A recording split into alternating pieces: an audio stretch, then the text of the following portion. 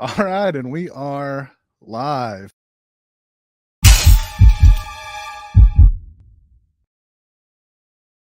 We will return to London after midnight on WTSF.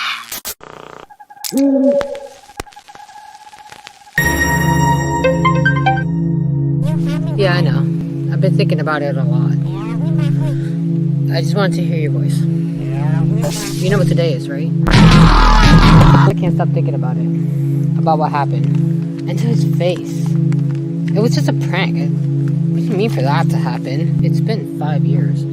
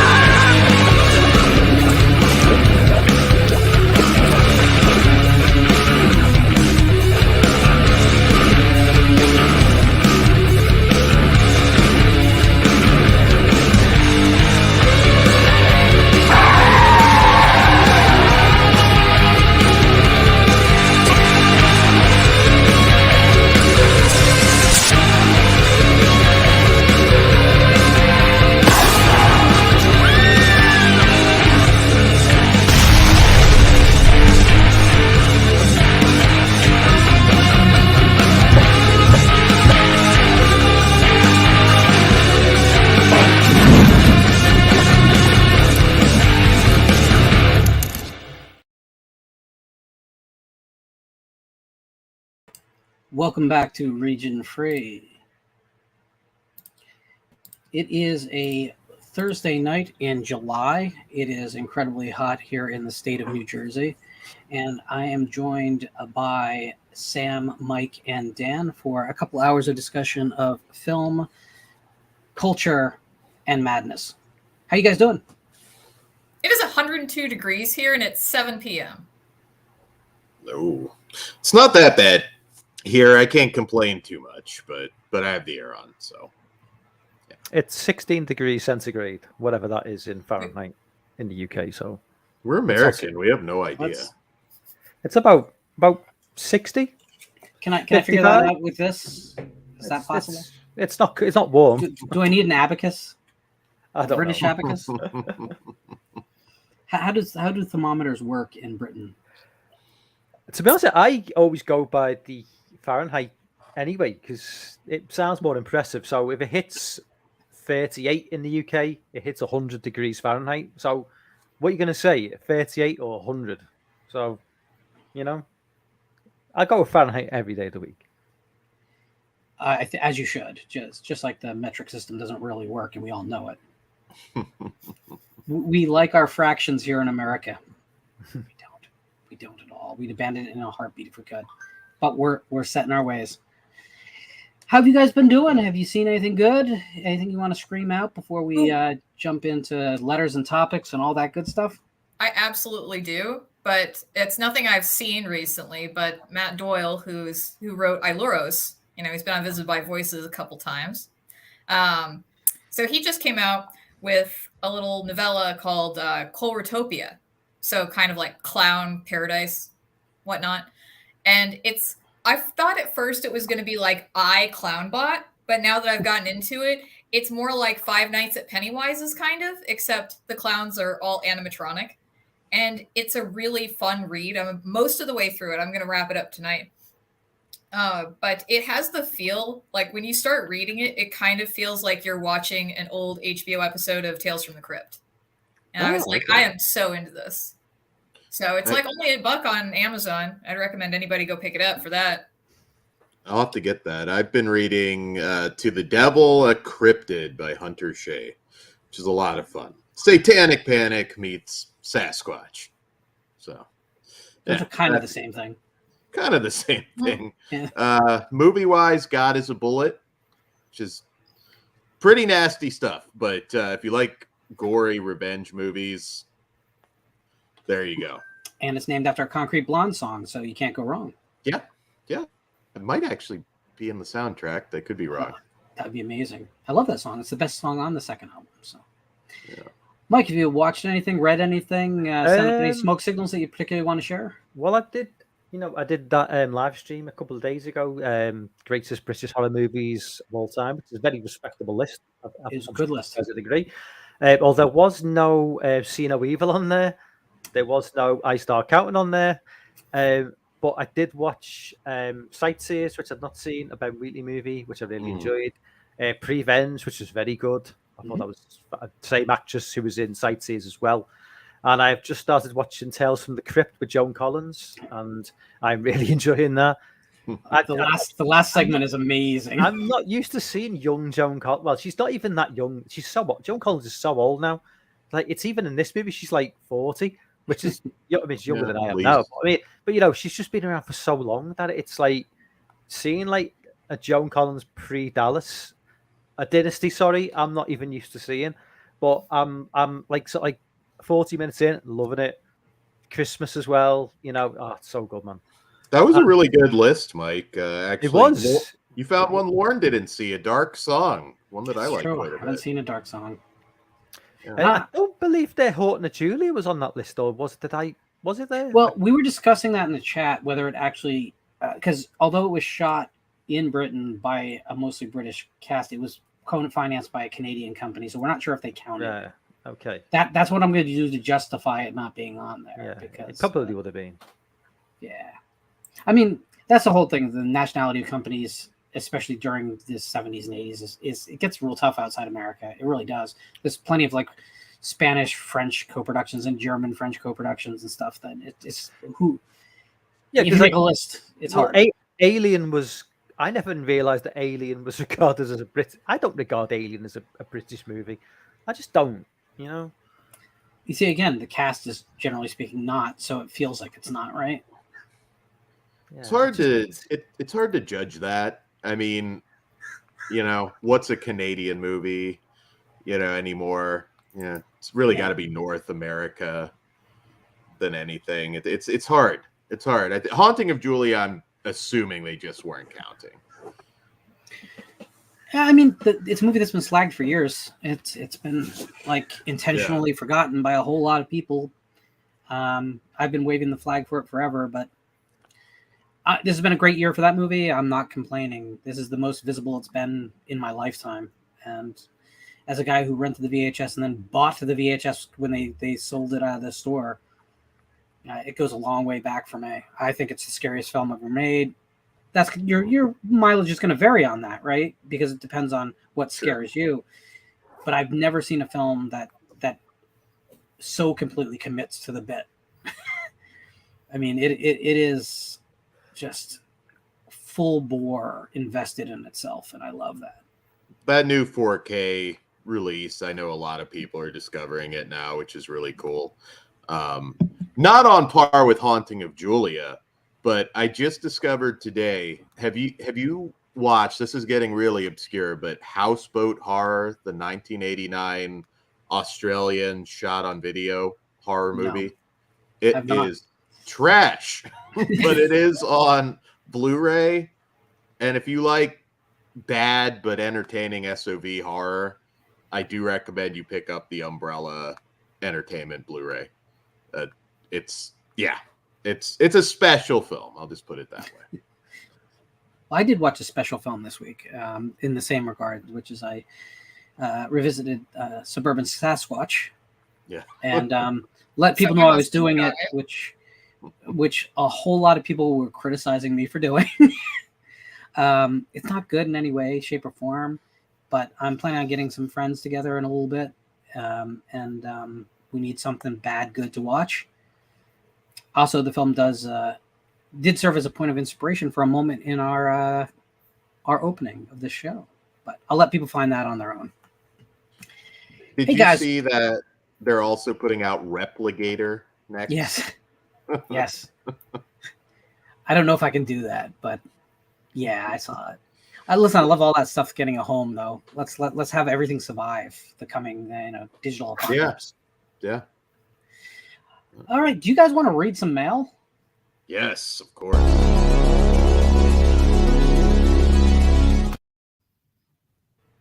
Sam, you want to start us off with this first one? All right. Wow. Big Slick Anything Everything 2134 says, good to see Raiho again. Totally agree. But you're not getting them this week. So there you go. Send your complaints to Canada. It's that cocaine again. Just can't help himself. Well, if he hadn't left some cocaine in the White House, we wouldn't have the 24 news, our news cycle quite as entertaining. Blame Canada for that too. Raiho, keep your coke out of the White House. Thank you.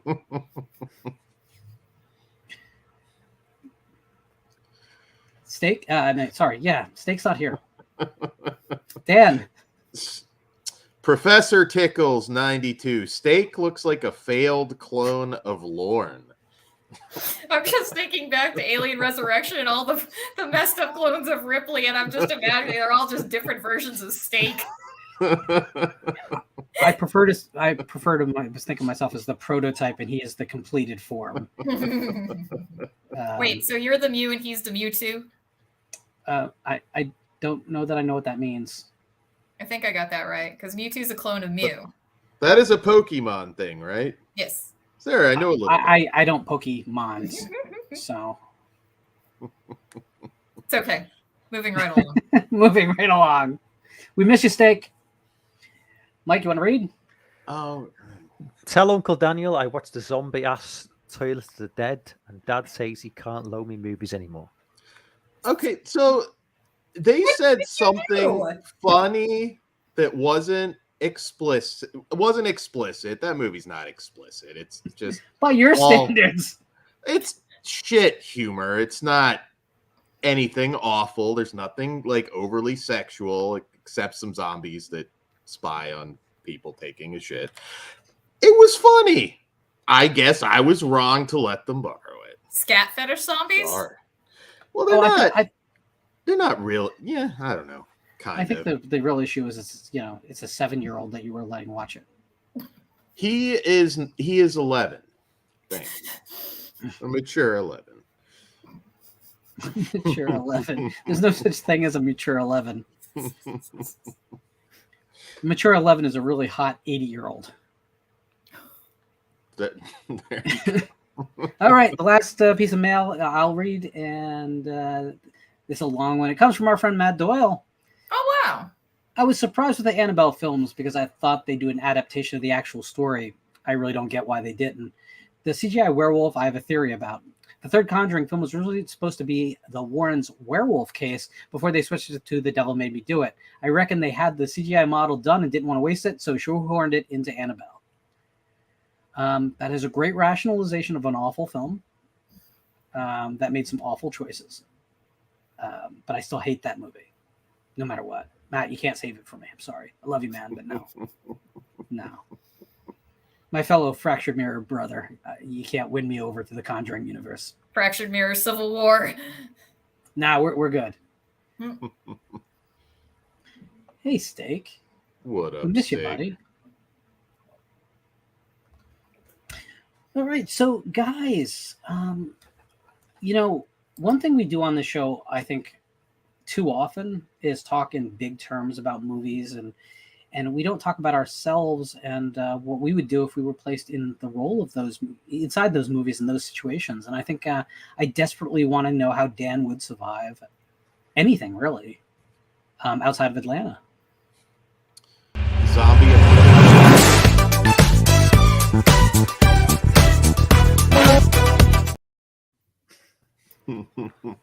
I knew Dan. I just knew Dan would be like stoked for some disco. Yes, I'm a big disco guy. The ball's over there. Okay, so zombie apocalypse. I feel I would do well. Now, I am not in the best state, not in the worst state. New Jersey is the worst state That for is surviving. such bullshit. It's not funny. We'll get to it. I mean, this was... I want to hear the survival plans before we get to this bullshit, okay? Survival plan, go to the boat.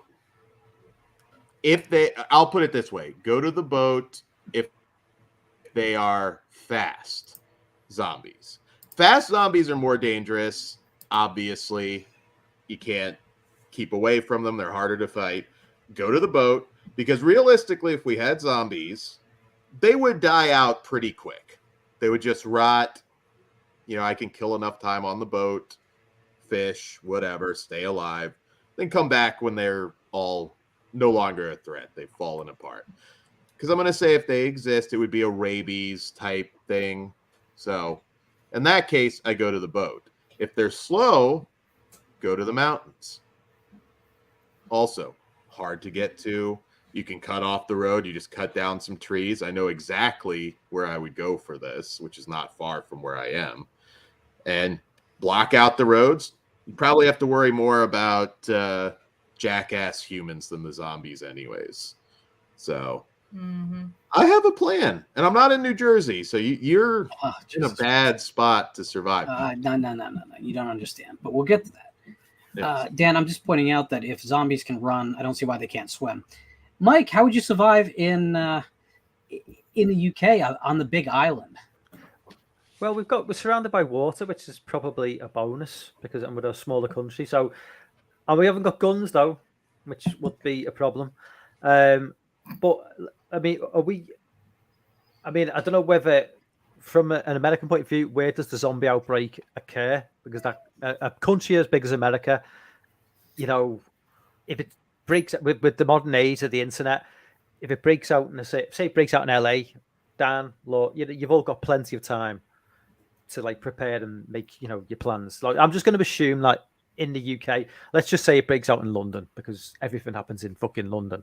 So we'll just assume it breaks out in London. I'm like up 200 miles from London, so my immediate certainly leave the city straight away. I'm in the city, get out of the city.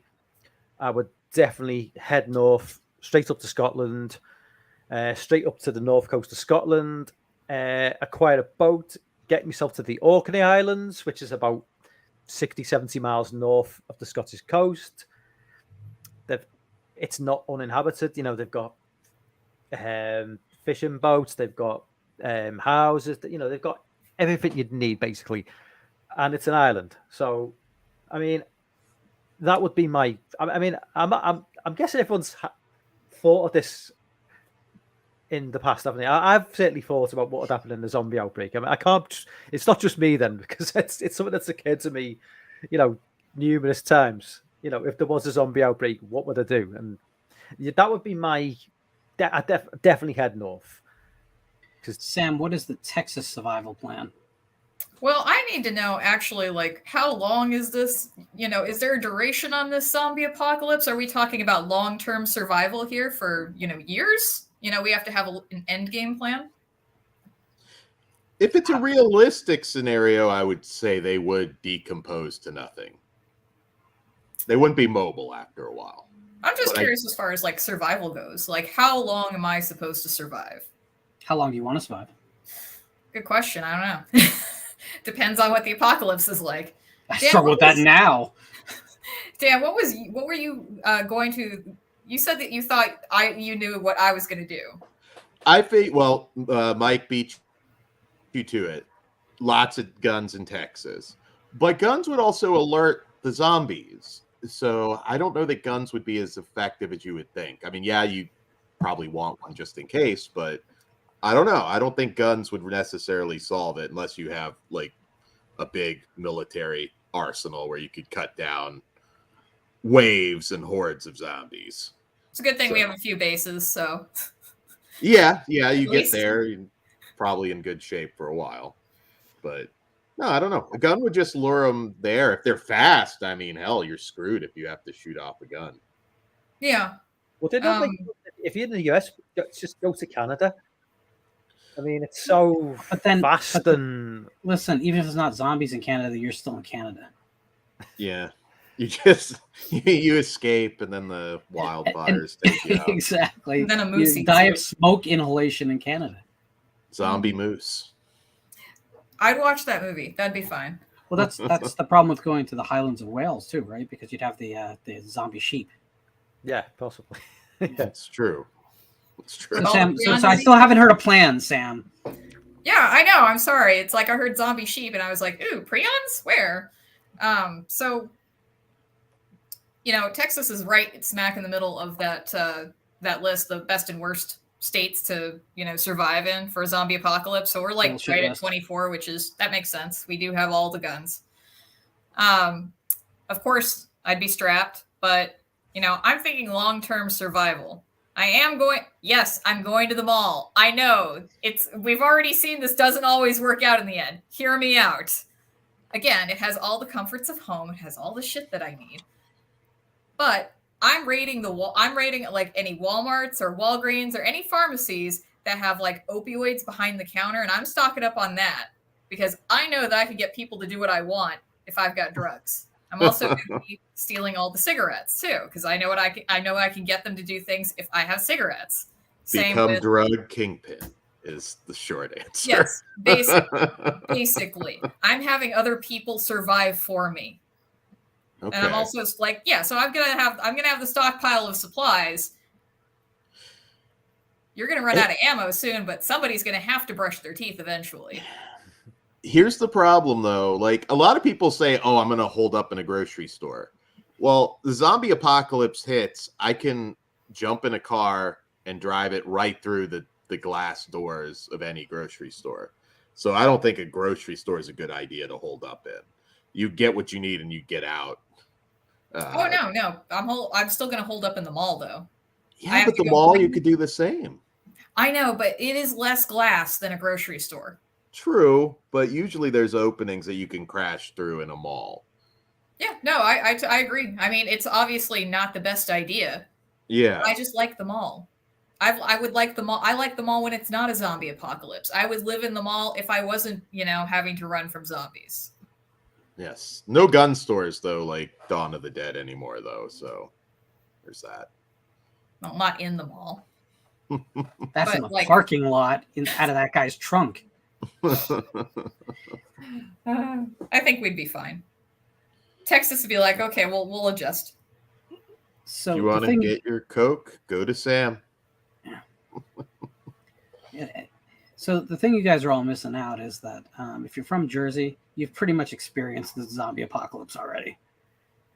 Walk down any street in Camden at midnight, 1 a.m. in Patterson, you're good. You've experienced this. This is not so unusual.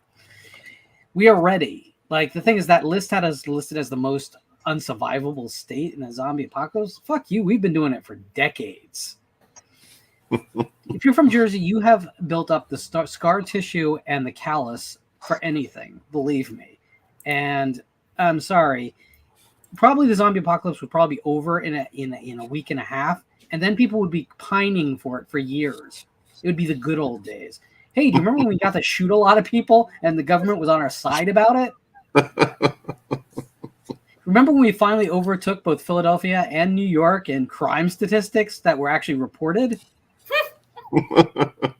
Those were the good days. So, yeah, I'm not really that worried. Also, Jersey's the best state for a lot of reasons, but one of them is because we have the underground economy of both New York and Philadelphia. Do you think there's anything we can't get a hold of that we need in this situation? Is a very good point. There's no shortage of anything here. We're good. Philadelphia is already there.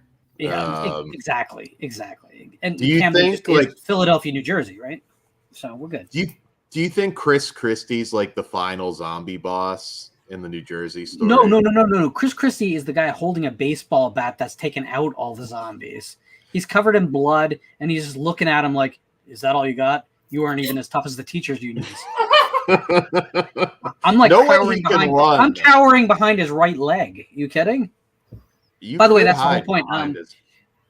But by the way, in a zombie apocalypse, you don't want a gun. You don't want a chainsaw. You just want a machete. I've got that Alien Resurrection image of you strapped to Chris Christie's back, like shooting the ones from the other direction. Guys, if somebody in the chat can make really good fan art, please make that happen. There you go. Lord's got a birthday coming up soon. Come on. Yeah. We don't talk about birthdays this year. Big fan. Soon. Hey, I thought Jesus. you had your 50th, Lord. Mike, don't make me hurt you. I thought it'd been and gone.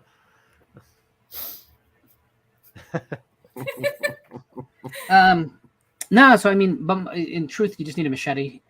It doesn't run out of ammunition. It doesn't run out of gas. And every zombie needs legs to move. So you just take out legs. You don't go for heads. You just take out ankles everywhere you can. You can walk around these guys. If they're runners, they still same weakness.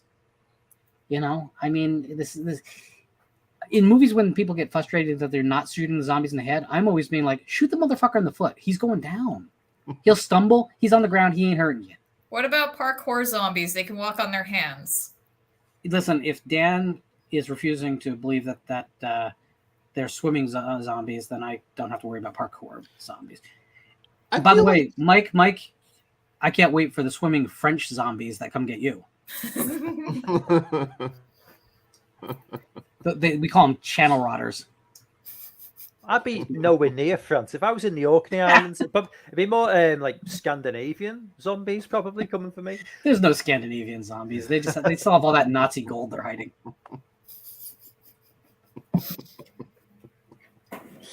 Wait, I don't understand. Why wouldn't there be Scandinavian zombies? What does that have to do with Nazi gold? Does the Nazi gold protect you from? They are all immortal because they're that rich. They have all the private Rockefeller doctors that keep them all alive forever, attached to machines. Fair enough. Hey, that's why all those big, G6 meetings happen up there that we don't get reported on. I need the chat to weigh in. The four of us. Who makes it? Who's most likely to survive? Who dies first? Ooh, I don't like that. They're going to vote me dead because they always vote me dead. That's not fair. What? You don't know that for sure.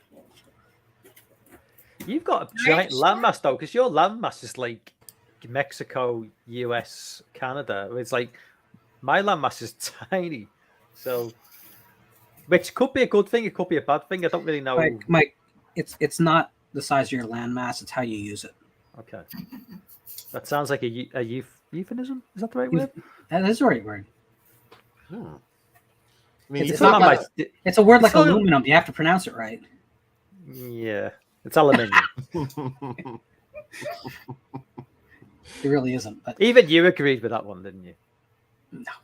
No, who was it? Somebody American agreed that aluminum is a stupid way to say it. No. Oh, somebody did. How do you break the syllables to make it aluminum or whatever the hell you call it? I think it might be Jonathan actually who said that. Okay, well, I win the case right there, right? Oh. There you go. For those of you who don't know, Jonathan is currently flipping me off from behind a closed camera for real. That actually happened. Okay, it looks like Sam is just winning this competition that you've set, Dan. Yeah, but he's tall, so he can't hide from the zombies. I think that would draw them to her. Personally. Again, this is why I'm stockpiling all the drugs and the goodies that people will want, so they can protect us. I'm just saying, like, I'm providing a service. I'm providing goods. I should get, why can't I get some protection back in return? Only seems fair. Do you want me out there trying to kill the zombies by myself? I mean, look, I work out daily, but I'm not going to have, I don't have giant muscles. I don't have huge guns like Chris. Texas will nuke itself. Wow. I don't think we have any nukes. We have humidity and the sun. So actually, I do wonder how long this is true. You are correct, Ben Grimm. I am the most likely to embrace violence for survival. But I think in the humidity, especially if the zombie outbreak happens in the middle of summer like it is right now, I feel like those zombies are going to be like, God, it's too hot even for me, and I'm undead. So my boat has an awning, so I would be fine. I could fish. There you go. Now, you can't stay on the boat forever. I will acknowledge that. But if it's a short-term... How about water, Dan? How about fresh water? Mercury poisoning. I mean, you can filter the water, though. I'm sure they have the water filtering. He's gonna be tab. drinking his own pee out of one of those like survivalist contraptions. And you can survive a little while doing that. Mhm. But do you want This is to? true. I mean, if it comes down to drinking my own piss, I guess I got to drink my own piss for a little bit. Mike, No. now you're no longer in the EU. Don't have to deal with like the zombies from the other nations? No, not well. No, it's a complicated situation. The whole that's another the whole of an argument. My God, that's been going on for like the last 10 years. Like, it just causes a massive argument with anyone when you mention the EU. But no, we're kind of done with them now. So You get the French zombies, you just toss down some baguettes, and when they go for them, you blast them. Done. Or you just say a word in German, they just retreat immediately. yeah, Wow, did I say that out loud? Well, there goes all the French Like, subs, anyways. all gone. all four. All right. So thanks for everyone in the chat for letting us know that you think Sam is going to be the survivor and that the rest of us are screwed. It makes me feel real secure. I don't know. Should worry everybody. It does. It does. Hey guys, when do exactly slashers become monsters? Oh, it's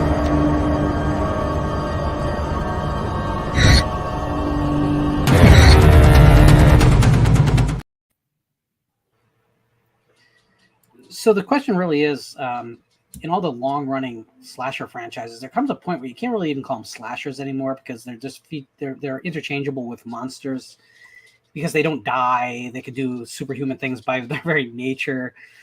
At what point is something not a slasher anymore? At what point did Jason Voorhees or Michael Myers really stop being a traditional, like, hey, just a guy with a knife who's having a bad day and decides to go postal on the local cheerleading squad and become something supernatural, or maybe if supernatural is not the right word, more than natural? I guess supernatural means. I think. Oh, go Sam. all right. No. Go ahead. I think that I mean a slasher I think can be supernatural in origin, but the motivation has to be the kill. Once Jason started erotically shaving people's chests for no reason, that becomes something different. There's a sexual component there. He's no longer just a slasher. If your goal is to inflict pain, then that becomes more torture porn. So that takes that out. One thing that I'm sure is going to come up, Freddy Krueger. I think really that's more of a ghost thing. If it really comes down to it, he's looking to fuck with you. Just cutting your throat is not Freddy Krueger's main motivation there. So yeah, my definition's pretty basic. It's just supernatural or human. The goal is just to fucking kill you. That's a slasher. Gets beyond that, then you start getting into monster territory. So, yeah. Like when you were saying supernatural slasher, are you putting like anything that's like, Freddy in this case being a ghost story? I do agree with that more than it being a slasher. Are you putting that in that category of supernatural slasher? Or do you think that there's like is there a set of definitions for you that makes the supernatural slasher a supernatural slasher, I guess? Well, supernatural is just they're supernatural. Freddy killing is just the main event for him. Like he is specifically trying to terrorize you. Jason just wants to cut your head off at the end of the day, and that sort of, once we get to the remake and everything, that kind of blurs a little bit, but essentially Jason just wants to unalive you. Freddy, I don't think is a slasher. That's not a bad thing. I'm not shitting on Freddy or anything, but it's definitely a ghost story. Would you put Chucky in that category as well? Chucky, That's an interesting one because I mean, He uses different ways to kill people, but yeah, I don't know where else you're putting him though. yeah. I mean, he's more strategic. Like he's not just I want to kill everything I see necessarily. So I don't know.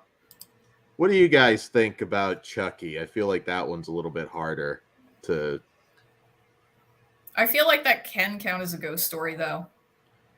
It's a possession story. Yeah, Definitely. It's Annabelle. So it's like the format of the movies are more determinative than the character, I think. Because again, I think you're right. Nightmare on Elm Street, the original film, is a ghost story.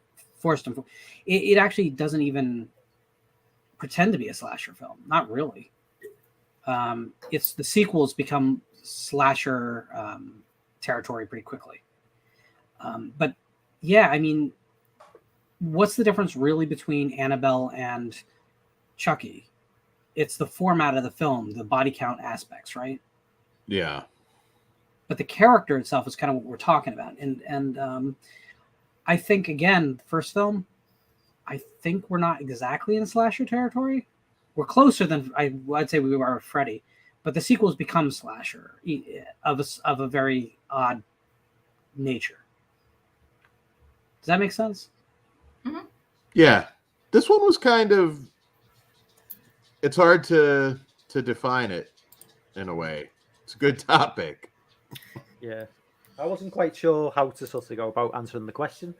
I mean, if you Google slasher movie, you know, it brings up, I'm not sure if this is like the Oxford English Dictionary. I don't know whether they do descriptions for like slasher movies, but the first thing that comes up is basically it says, a horror film, especially one depicting a series of violent murders or assaults by an attacker armed with a knife or razor or a sharp object. Now, it's all subjective, so it's not, you can't give a definitive answer to what it's, but it comes down to personal opinion a lot of the time.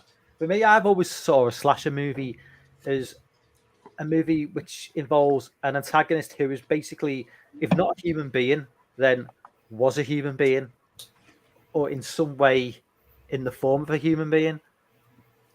Be it Freddy Krueger, okay, he's kind of a monster, but he's still in all this. I know he's coming from the dreams, but he's still basically a man.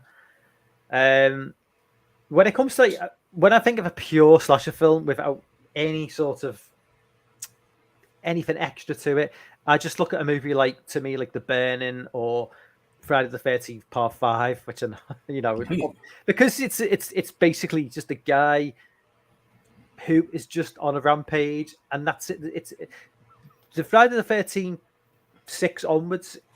I know we call him Zombie Jason, but he doesn't follow the conventions of a zombie. He doesn't die if he's shot in the head.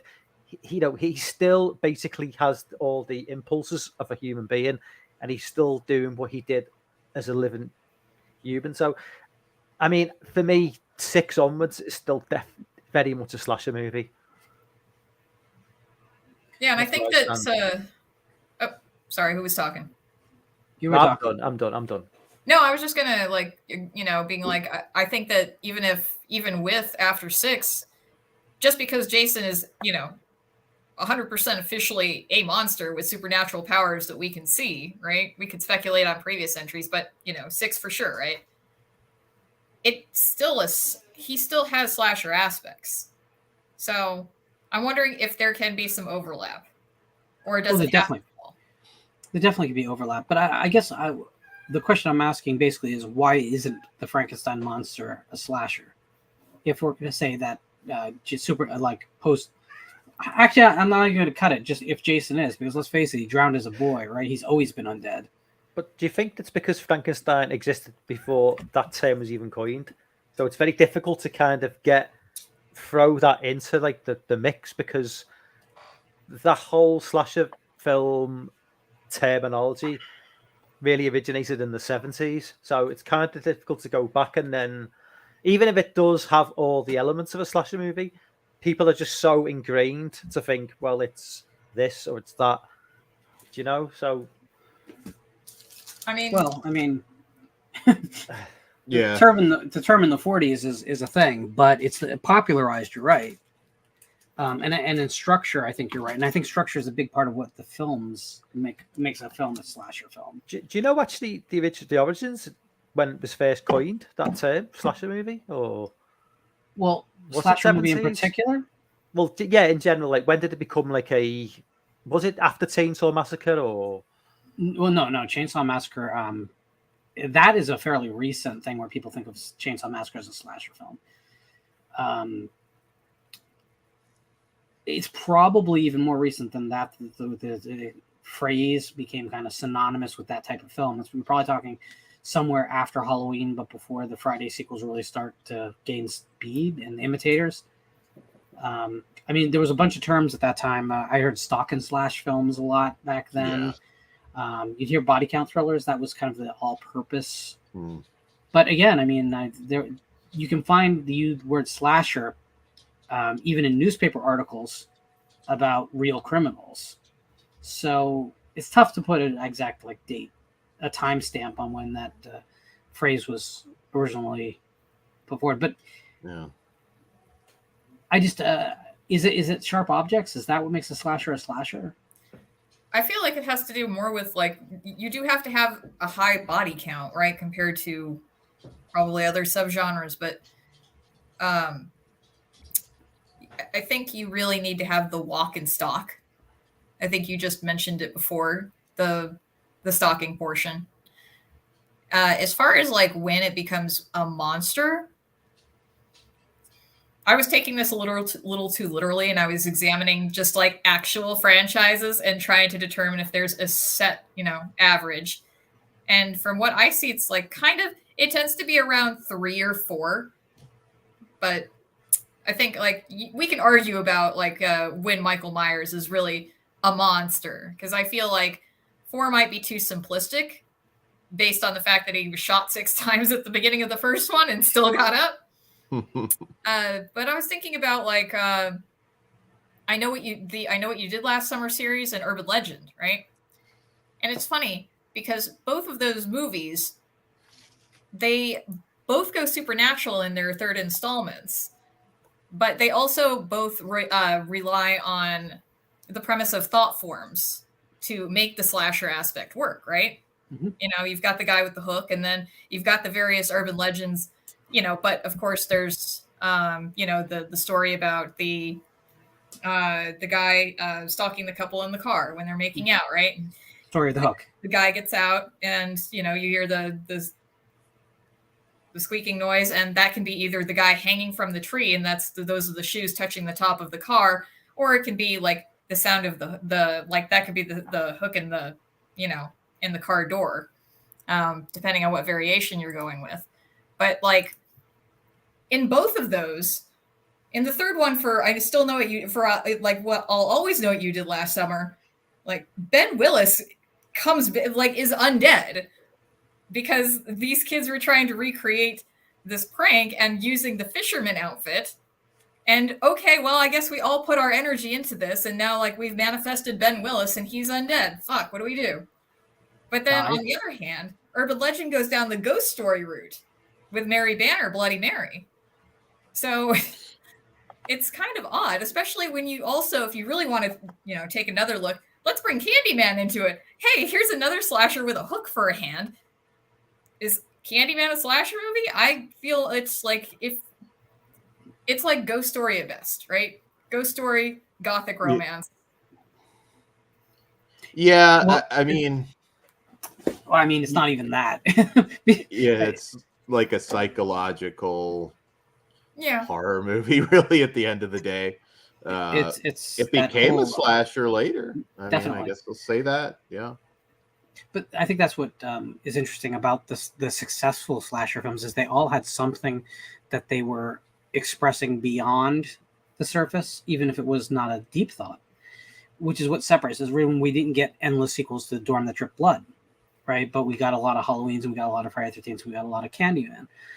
I wouldn't say Candyman was a slasher at all in the first film. It's using the earwig of a urban legend to explore a woman's insecurities about her station in life, and that's really powerful stuff. So that's a great foundation for one of these movies. Halloween is very much talking about adolescent women in America in a sexually liberated time, and what that means for the future. It's a very much a cautionary parental story. That's why they're babysitters. I mean, it's all built in. So I think like when this stuff works, it's always based on something bigger. It's not just let's get some characters together and whittle them down. There's a backdrop that resonates with us. But that also is why no slasher can, if it goes on long enough, can remain just a slasher. Because eventually they have to either simplify themselves or they'd have to commit to the metaphor. And it looks like none of them want to commit to the metaphor. One thing that pops up a lot are all Giallos slashers. No. And I would say no. But a lot of people like, well, how is it not? It's a, mysterious glove-wearing killer. And I was like, well... It's not always, though. No, it's not always. And that's the thing. I usually tell people you got to watch more Giallos because they're crime stories, too. They're not... They're gritty pulp men's fiction made into film. I mean, that's all it is. So you get something like, What Have They Done to Your Daughters? So no way a slasher film. Yeah, that's a great example. Yeah. Yeah, and I think it's one of the best examples of the genre. I'd even say my personal favorite of the genre, House with Laughing Windows. You can't try and twist that into a slasher. You can. No. House with Laughing Windows absolutely is not. So. Love that movie. Yeah, I mean, we're still waiting for a high-def version of that, huh? Yeah, hopefully soon. I'm hearing good things. Yeah, it's the best Giallo that doesn't have a Blu-ray release by far. Really needs it. Sorry, I just had a thought. I know. Everybody brace yourselves, please. Hold on to something. Got it. We're asking when does a slasher become a monster movie? How about we ask why? To keep it going, right? That's yeah. The rules of drama say that it wouldn't be you could every once in a while you can have your villain win the day and walk off, right? But that has to be rare, or else its impact is just not there. So you're gonna have to kill your villain almost every time.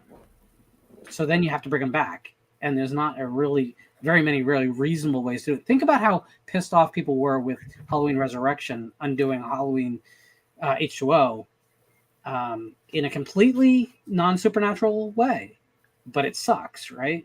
Mm-hmm. Yeah. So I think it's just a longevity thing. To keep it alive, you gotta embrace the supernatural. Now, sometimes you don't make it explicit, right? So like in the Friday the 13th franchise, in the beginning of it, Jason is always dead. He drowned as a kid. He's been missing. He's been in the bottom of the freaking lake. It's implied that there's a supernatural aspect, but there's nothing out when you see him as a physical body. There's nothing physically that will make him supernatural. But when you think about it, like he survives so much crap he shouldn't survive, even in those first 4 films. That when people say he's human, Jason, I mean, you don't survive having a machete, from your shoulder to your nipple. It just doesn't happen. You don't survive an axe to the head. You don't get up and walk around the morgue afterwards. So there's definitely a low-key supernatural element there, just as a storytelling convention, I guess. So if Jason's been undead all along, right? Or at least supernatural, right? At what point, because after the end of the first one, he's a boy coming out of the lake, right? But in the next one, he's a man with a man's voice. No, I'm just kidding. No, so I'm like, what? So supernatural growth spurt? Urban legend. So he's a campfire legend. That's how we're introduced to the character. We hear about him from a trucker who's telling the backstory of Crystal Lake, and it's clever because it's not framed around him. Where it's just a boy drowned, right? That's it, right? But it's word of mouth. It's something that's come down through the ages. It's oral history. It's George Washington cut down the cherry tree. It didn't really happen, but it's meant to tell a greater truth. So the first film also is the entire film is a nightmare, and that Alice wakes up in the bed. Like the whole movie is her dream. Mm-hmm. So it's not reliable. Did Jason really pop out of the lake at the end of the film? No, not in a practical sense. He did not. So if he does return as a supernatural being in the second film, if that's how we're to read it, he's the right age. He's not a boy. He hasn't been a boy for 25 years. Fair, yeah, unreliable narrator. Yeah. And the second film is also a nightmare recollection, except maybe the pre-credit sequence. So we keep going down that rabbit hole for the first few films in that franchise. I can see. Never thought we'd have like a deep deconstruction of the Friday the 13th logic. Well, just, I mean, we could do this with any of these big franchises if we needed to, Yeah, absolutely. When you were when you were saying like, Nightmare on Elm Street being a ghost story, I think the first time that you brought that up was probably Visited by Voices. We were having a discussion about slashers, right? And then you kind of explained it, but and I mean, I agree, it is a ghost story. Does it count if it's your unconscious, if it's your subconscious that's haunted?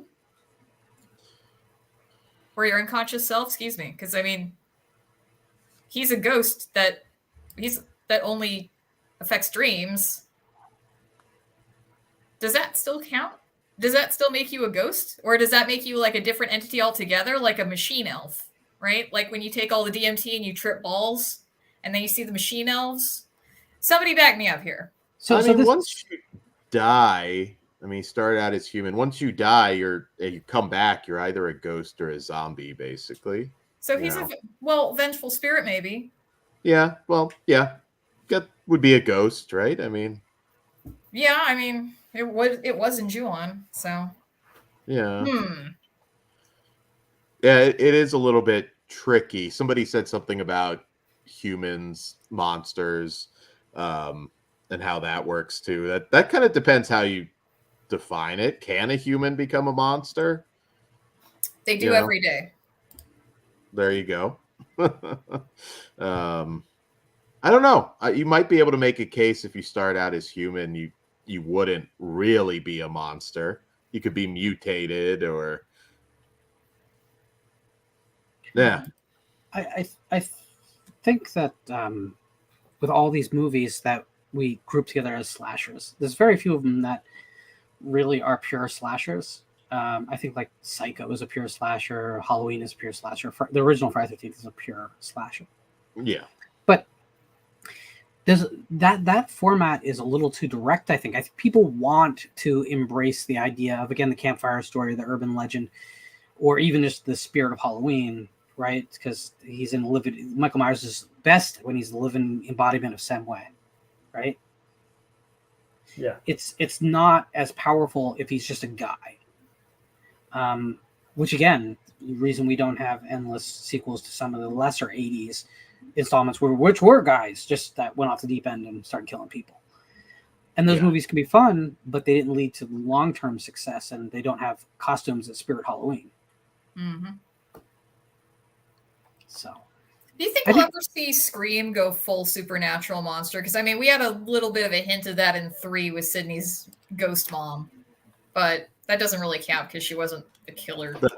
That's another good example of something in another topic. I would be fine with Scream doing that at this point. I mean, at least we wouldn't have the revolving door of different killers, and we wouldn't get like, because eventually we're going to have like 4, 5, 6 killers, you know? Yeah.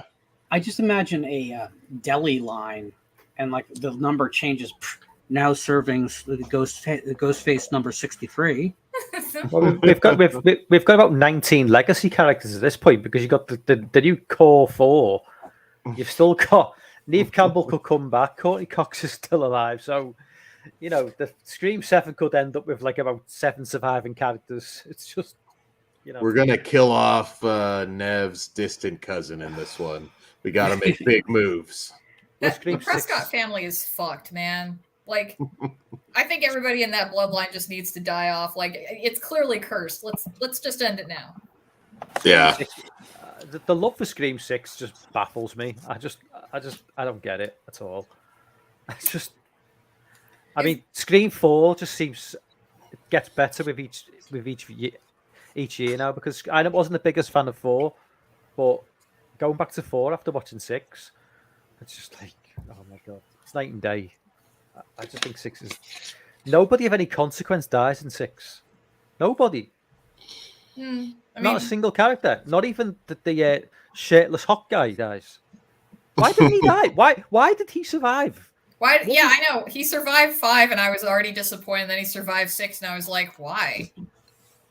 Abs equal ticket sales, I guess. I don't know. I don't know the reasoning there. I will never know. I mean, as far as gore goes, I like the gore in 6 better, and I liked it better overall than 5, but that's such a low bar. I don't know. Sometimes I think low bar is my nickname.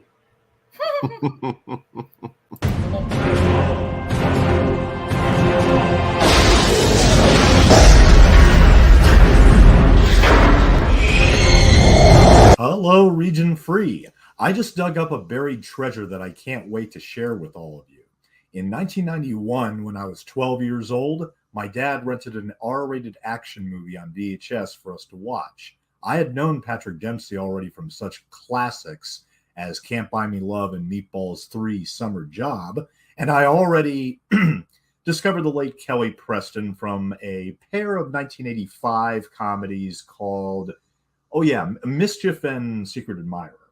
Fast forward 32 years later. When I was considering my favorite films of 1991, it dawned upon me what that Dempsey Preston movie really was, as I had long forgotten. Watching Run now, yes, the movie is Run, talk about a brilliant B movie. At 88 minutes, this movie goes by faster than The Flash, and the editing is tighter than The Nun. So when Regionfree concludes, please stay on YouTube and watch it, as it's practically the only place to see it. Now, excuse me, gotta run.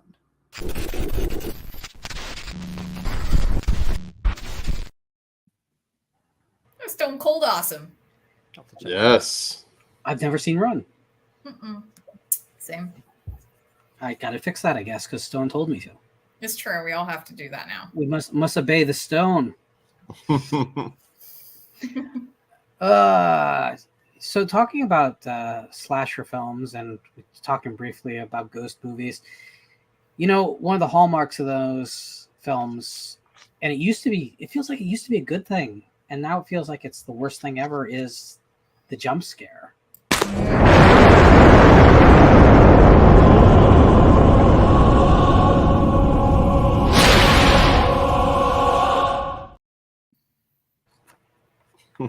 So what are some of you guys' favorite jump scares? What are some of you guys' least favorite jump scares? Do you like them at all anymore? Did we lose our knack for doing them? And let's not talk about Exorcist 3 at all. Oh God, there's one of mine crossed out. I think I must we all just know it's the best. So I mean, it is. There's no point. I think I'm the only person that doesn't give a flying French fried titty fuck about the Exorcist 3 jump scare. I seriously don't. Has everybody got a load of jump scares? Because I don't want to sit here for like 5 minutes going through like all 10 that I've bookmarked. But so I don't know if you want to start us off. Tell us like your favorite. I don't know, 4. Okay, so no necessary order. I've gone for tried to go for a couple of deep cuts and a couple of like ones everybody knows. But so in terms of like a deep cut, which you guys have probably seen, Hanna in the bathtub, Paper House. Oh, good one. Yeah, definitely. The photograph scene. That's totally out of left field. Wasn't expecting that when I watched it. Just that movie is so good, man. Bob Stephen Halloween, it's an obvious one, but the setup, the murder of Annie, is done over such a slow build up to the kill of Annie. You keep fucking at this point, she's gonna get it, and he just teases us. So Bob's death is really sudden. There's literally, I think she opens one door, he opens one door, and then it's like and then it's just the kill, and it's like it does take you by surprise because with the way the movie's been building up, you're not expecting it to be that sudden, which is a nice. It's a nice kind of opposite of the Annie death. Signs, the alien scene, the Brazilian found footage, love that. You know, it's just the way he sets it up, the kids in the way, and it just works so well. VHS 94 Storm Drain, a brief shot underneath the kind of like, it's just, you see an eyeball. If that rings any bells.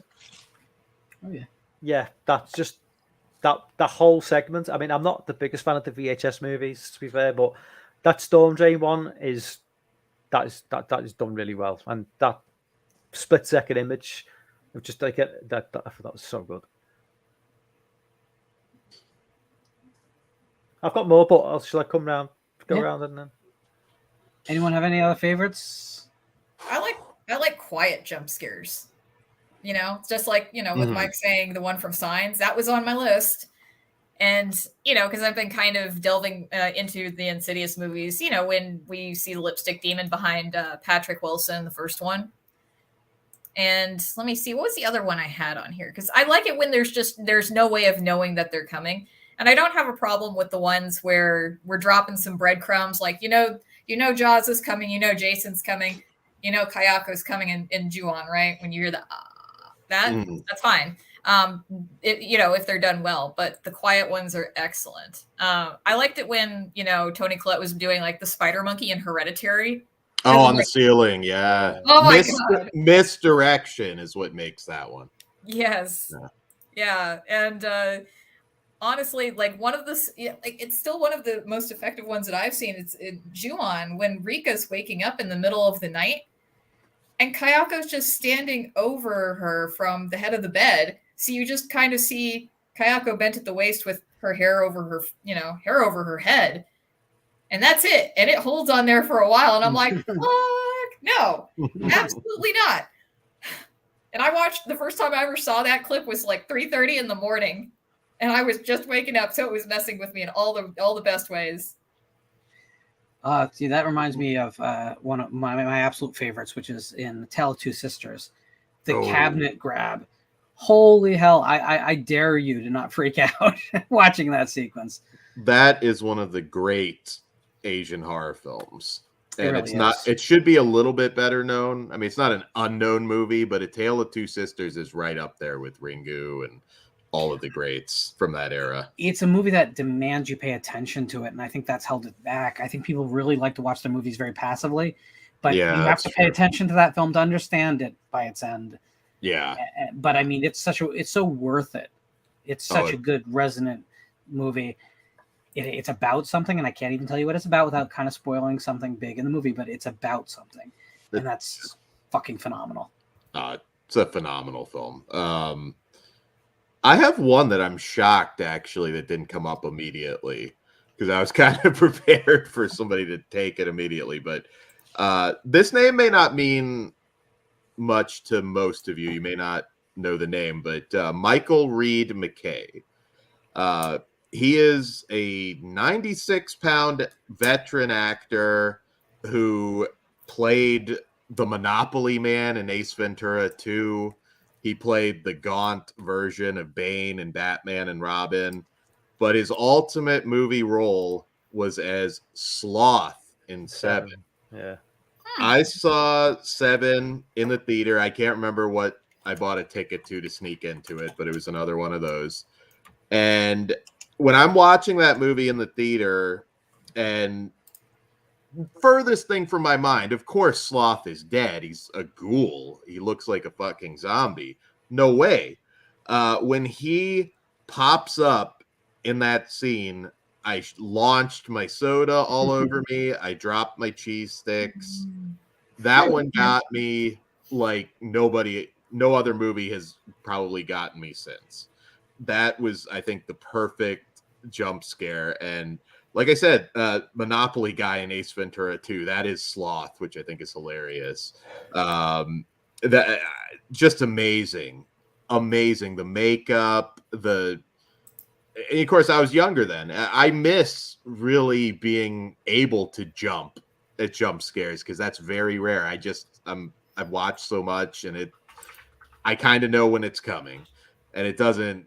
So once in a while, you can still get me, but I wish I could have that same feeling back where, oh my God, this guy isn't dead. How? That's impossible. Is this movie supernatural now? Is this a zombie movie? That would be my big one. Another one that I thought was really clever because it also uses misdirection is the giant character in It Follows when he sneaks up on Yara.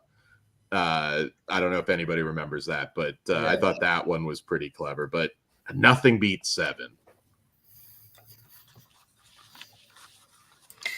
So I got to tell you, the other side of this whole conversation is the overuse and the misuse of jump scares. I got to tell you, the first time I became really aware of overuse of jump scares was in Witchboard. That movie has a fake jump scare. And I'll explain that in a second, what I mean by fake. Every 9 minutes. It's like clockwork. And what's crazy about it is like a jump scare can work if there's consequences. So in Jaws, the shark jumping out of the water behind as Brody chums works because it's a shark that could eat you. And it means the shark could be coming up at any time. Like you're given information about how the rules work, and you're scared by the sudden appearance and the jab on the soundtrack. Witchboard is constantly having characters drop hands on shoulders, and there's a point where there's just a loud sound and there's no corresponding action, and you're like, what is this movie even doing?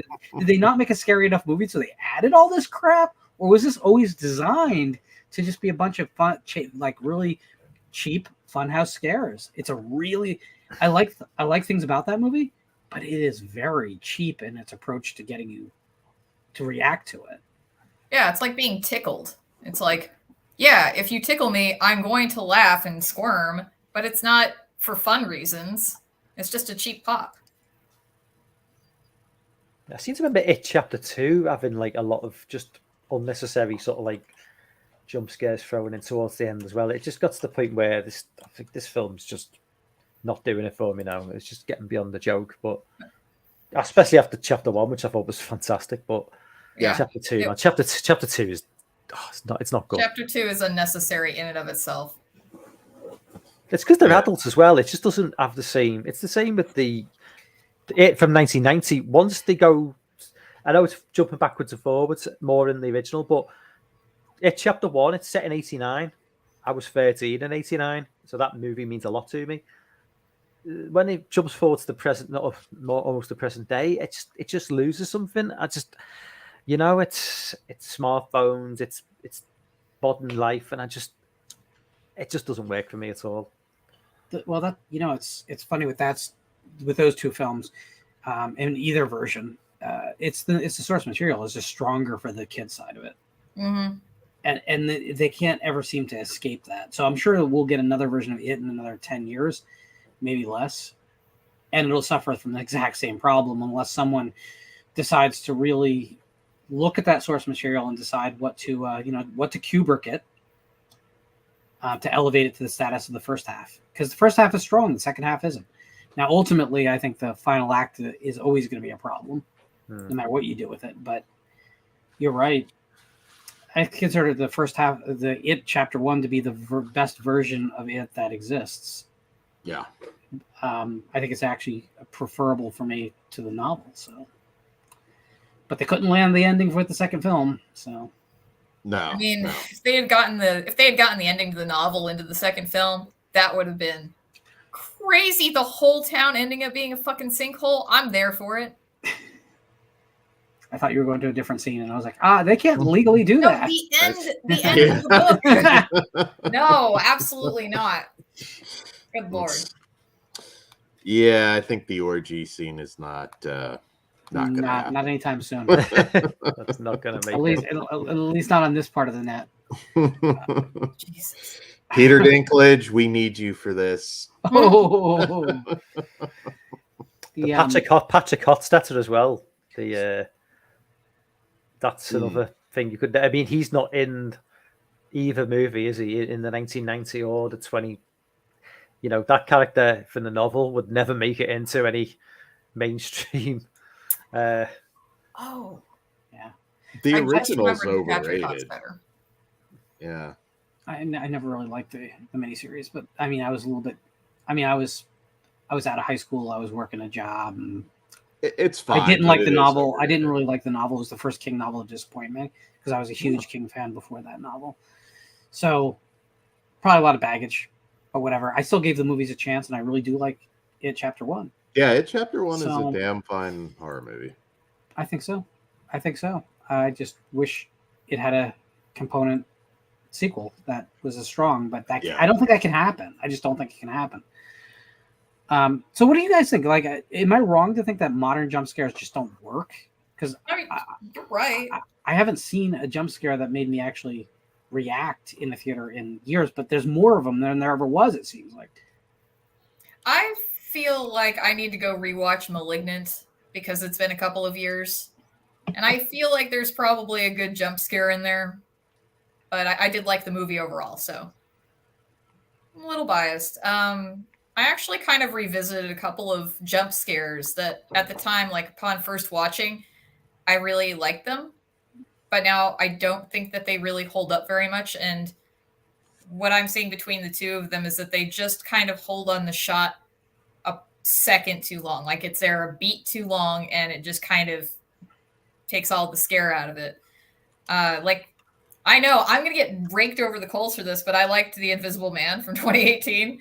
I like that the film. scene in the restaurant where her sister gets her throat slashed because when we were watching it at home, it was like so quick and I was like, holy fuck, right? And I go back and rewatch it and that knife is just hovering there in midair, just a little long. And I was like, well, is what it is. I think The other one. Sorry, sorry. Sam. No, sorry, Sam. Go on. Oh, well, the other one I was thinking of was As Above, So Below. And there's a scene where Benji gets spooked by something up, like farther up in the catacombs. And, they've got the line going down to the next floor. And his body just falls like, boom, like so fast. And I don't remember hearing him scream before then. So it took me by surprise. But upon rewatching, I'm like, oh, there is a scream. And, it takes a little bit too long for me to see his body, like, falling through the shaft. So do you guys ever have that experience where something doesn't seem to hold up and it's like, maybe it's a timing issue or a speed issue? Like when you're watching it the first time, it seems much faster. And then, the second time around, you're kind of expecting it. So everything gets a little bit slower. Yeah, no, that is true.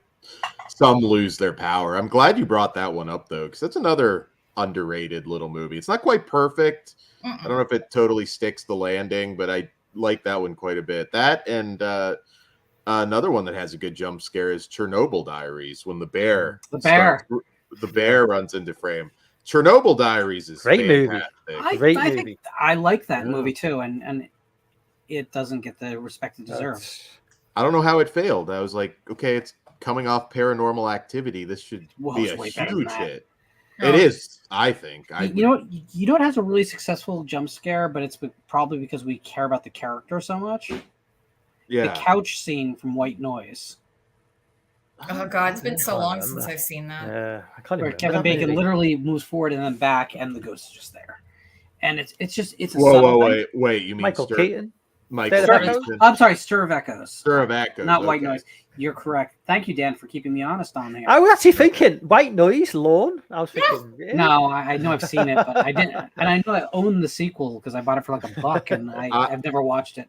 I was gonna say, I was like, there's a budget of 1 and 2 Blu-ray now that just came out, but yeah, I was trying to remember Couch White Noise. Stir of Echoes, the Matheson adaptation. That's what I was thinking. Stir of Echoes is another fantastic movie too. That got completely ramrodded by Sixth Sense, which is a film with a jump scare, but it doesn't work. Yeah. The tent scene does not work. I don't care what anyone says. It's cheap. It's very cheap. You jump because this music is so damn loud in the theater, but it doesn't work. And Stir of Echoes has Poe on the soundtrack, so the end credits. Which everything should have Poe on the soundtrack and the end credits. Every single film. Correct. Then I of wonder course, what they just else released a might new album. I was going to say, I know we were not allowed to talk about Exorcist 3 jump scare, but the one thing that makes that scene work so well is the way it's set up. So you've got corridor, room. It's almost like a Scooby-Doo layout, you know. It's like, you know, because of the way it's set up, she goes from one room to the other, goes to another, goes to another. It's almost if you don't see it, that scene often enough, you forget at exactly which room she comes out of where the jump scare happens. So you're constantly on edge. So it's like if you don't see that scene, maybe for a few years, it still takes you by surprise because you're thinking, is it this room where she comes out of, where he comes out, or is it this room? And then it's just, yeah. I mean, it is the greatest jump scare of all time, basically. So this is not about jump scares at all, but I got to discuss this somewhere, so it's going to be right here. Exorcist 3, not the same director, although but both films have just the most amazing realization of a scary sound design.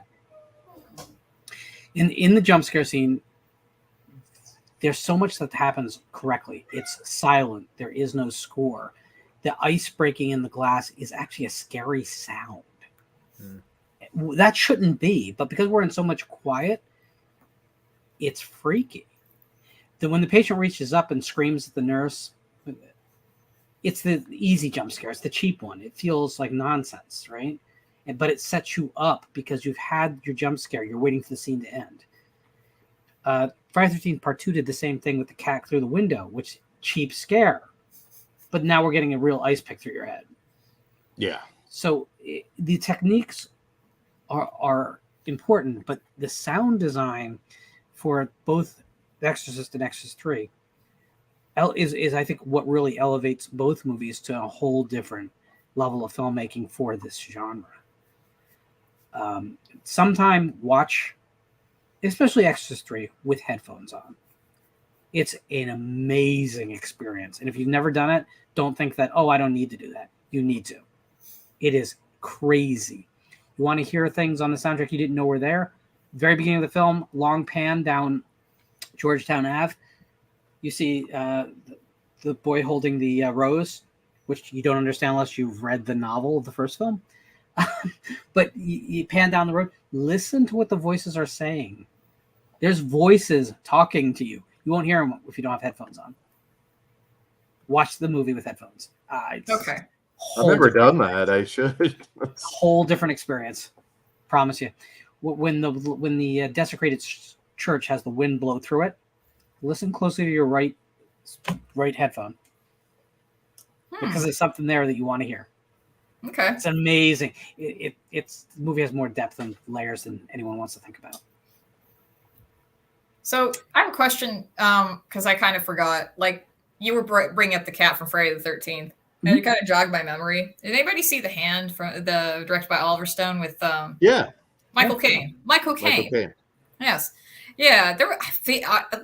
Wasn't there a scene where his cat like literally jumped through a glass window, or did he throw it? I forget. I think the cat just jumps through the window.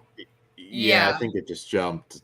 That was the funniest shit I've ever seen. That cat was like, I gotta go, man. He just fucking booked it out of there. Class be damned. It's just so funny because then you have the opposite side of it. It was like the German Shepherd in Amityville Horror that can't figure out how to get out of that house. I feel like that dog would find a way. Simple dog. Hey, Touch your chin, cat. There's a pig ghost over there. I'm out, guys. Bark, bark. That's it. Jordy the pig demon. I think the thing that just makes jump scares just kind of cheap and lame and not scary is just the sound cues are often too loud or they're not at the right time. And like that's what I have a problem with watching the first Insidious movie, like right at the end of that opening scene, and then right at the credits. And I'm just, this is the title card. You don't get a jump scare off the title card. This is cheap. But that got to be parodied in Cabin at the Woods. I mean, that's true. Because they did it as a joke, and I love that because I was like, oh, that's so clever for the three of us that knew.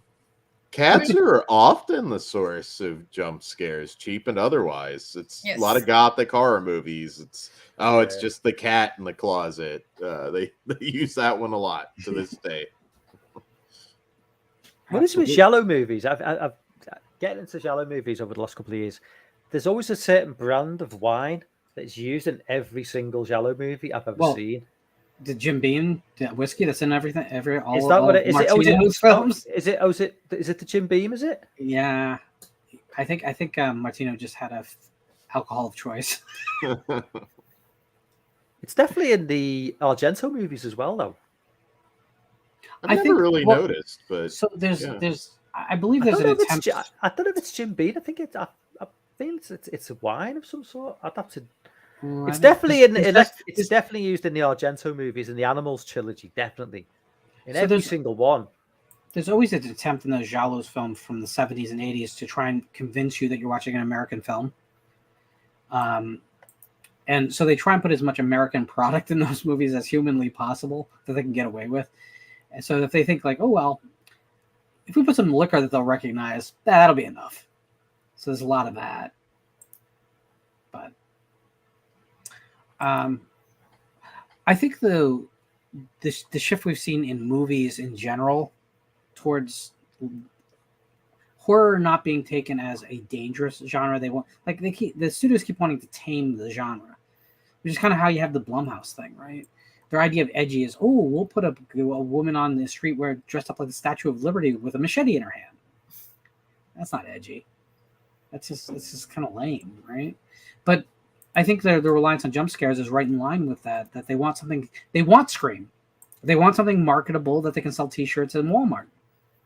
And so you're not getting that kind of transcendent horror that we got so often in the 70s and very early 80s. By the mid 80s, we weren't getting it already.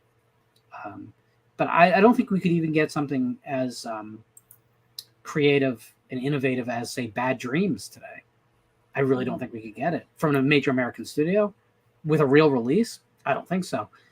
They seem to shit out these movies with as many jump scares as possible, just because if they can get as many 17-year-olds to jump in their seat, they think they've won. It's amazing. I think I told you guys in the chat a week or so ago, I did a double of The Haunting and Legend of Hell House. And it is absolutely amazing to me how well those hold up. They are better than almost every paranormal ghost story. They are 10 times better than anything The Conjuring or Insidious has ever done. It holds up so well. So well.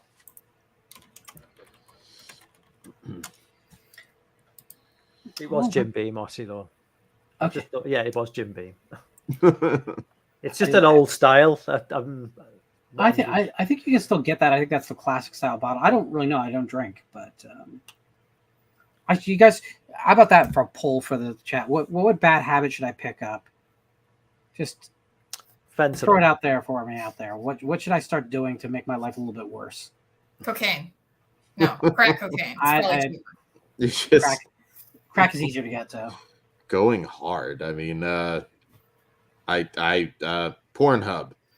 There you go. Make it. We don't want to kill you. That won't kill you. So. So while we talking about jump scares, we mentioned, and actually in all of our subjects except for the zombie thing, we talked a lot about sequels.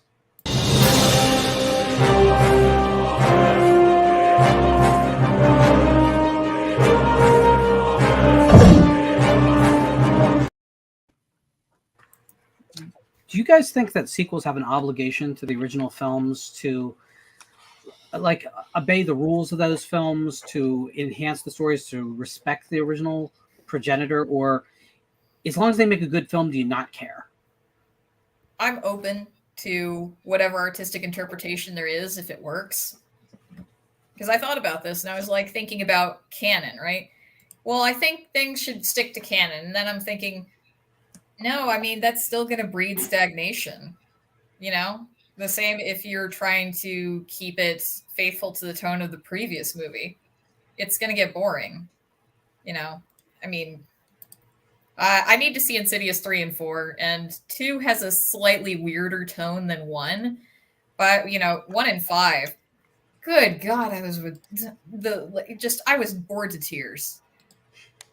So, I mean, please change it up a bit, because also if you're trying to keep everything completely faithful to the first one, we don't get things like Gremlins 2. Yeah, that is true. That is true. I think a Tucker and Specs movie is all that's left that I'd even consider out of Insidious at this point. I don't even want that. Yeah, I get it. That movie, that was pretty disappointing. I mean, if Glenn Danzig Ghost comes back, maybe.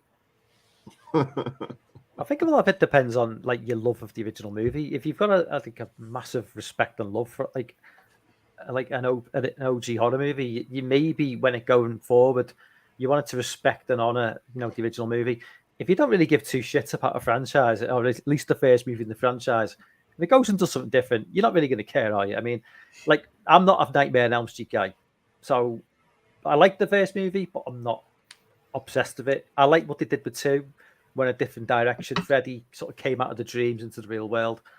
Halloween's my thing. Like the Halloween franchise, a lot of the reasons why people don't like the 2018 trilogy is because it's a direct sequel to the first movie, and a lot of people see that as disrespecting Michael. Certainly in Ends, and my major bugbear with the new trilogy was they just couldn't seem to make their mind up what they wanted Michael to be. Starts off, he's a normal guy, then he's superhuman, then he's a normal guy again, and it's all over the place. So there's just no consistency with that trilogy as a direct sequel to that 78 film, which is, I know a lot of people love Ends, but oh my God, no. Michael getting beaten around the bloody subway by no. Hey, Mike, I got a question for you. What do you think about the tone between the first 4 Scream movies? Because I feel like the tone stays pretty consistent with 1, 2, and 4, but 3 kind of just, doesn't work for me because it's so silly. And I mean, it's 3's the one Scream movie I've only ever watched once. I've never revisited it. I've never had any desire to revisit. I barely remember a thing about it. For someone who, I do like the Scream. I do love the first 2 films. 3 for me was just, that's where maybe it's no surprise it was like an 11-year gap between 3 and 4. It's just, yeah. I mean, Scream for me is just a franchise that it probably should have rebooted at some point. I've said this before in another stream. I don't know whether we've had a horror franchise that is continued on this run without any sort of reboot. I mean, we're getting on for 27 years now. Be 28 years when Scream 7 drops. Yeah, has there been another horror franchise where it's just there's been no reboot in any way? It's just continued with the numbers as well. It's 1, 2, 3. Even Child's Play. I think Child's Play rebooted before the 28-year mark. It's just insane. Yeah.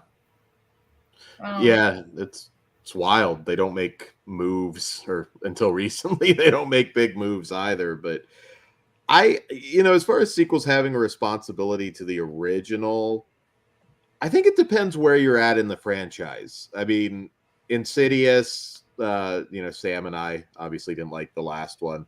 At this point, if you are going to continue with that, go bonkers. Put zombies in it. Make it a musical. You can do whatever you want, because I really think the last one was a kind of a franchise killer. I've told this story before, but when I was a little kid and I sat down to watch Texas Chainsaw Massacre 2, very different. I hated it. I grew to love that film later, but I hated it. I didn't understand why it had this sort of cartoonish tone to it. It's a sequel to, at that point, one of the most scary horror films ever made. I didn't get it. It was just too different. But And you could argue maybe that I don't know that even to this day, if I could go back in time, if that's what I would do as far as a sequel to Texas Chainsaw Massacre. But I think it just depends where you are in your franchise. Scream, I would say do something wild. Something like Halloween now. We have gotten something different for that, but unfortunately it wasn't good. So I'm open. At this point, that's been run into the ground anyways. Go bonkers, do something totally You know different. what? The craziest thing the Scream franchise could do now would be to just play it completely straight without any of this self-awareness stuff. And just go maybe make it a bit more like a straightforward horror movie without just this knowing, referencing other movies and referencing the past. It's just so it doesn't work now with the way when that first film dropped. Social media didn't exist. The internet was a new thing for those first 3 movies. It doesn't work now in this sort of like age we live in. You're never going to be smarter than the people on the internet, if you know what I mean. So maybe just move away from that. I just think it's just. It hasn't been clever for a while. I didn't think it was that clever in '96 though, so I've never really been on board with Scream. So I don't know. I mean, do you guys have an example of a franchise where you think it just totally went off the rails and they should have just stuck to the original exactly? I have to ramp up my hate engine for a second. A lot of people say Blair Witch. I know Lauren's not going to say that, but there's a lot of people when Book of Shadows came out weren't happy. Oh, I know what you did last summer. The drop off in quality is breathtaking. Especially when you get to 3. Urban Legend. 1 and 2. Urban Legend. I love Urban Legend. The sequels. I mean, it's weird how those two series just line up so well. Yeah, they didn't get to continue though, like Scream, because I mean Scream 3, like goddamn. So I would actually say I love Jaws 2 because it figured out how to retain the spirit of the original, not just ape the original, add another component to it, and get pulpy. It's perfect film for me. I mean, it's my Jaws movie, right? It's not the best Jaws movie, but it is my Jaws movie. And then 3 happened. And the big problem with 3 isn't the setting. I know people will freak out about that. I think you could tell an actual scary SeaWorld Jaws movie. I think you could do that. They didn't. They didn't come close. They didn't even really try. They tried to do something that was spectacle, and I don't even know. Like, what was the pitch for that freaking movie? Like, how did they expect the audience to react? I don't know, but it certainly wasn't what worked in the first film or the second. And then coming off that, where they made money because of the 3D boom of the 80s, to make The Revenge was literally like, I mean, there's no way they released that movie without knowing they were spitting on fans of one of the greatest films the genre has ever made. So for me, like, my big answer to the key question is you can respect the source material but still do something a little bit different. I think Jaws 2 does some things different, but it retains the DNA of the original film.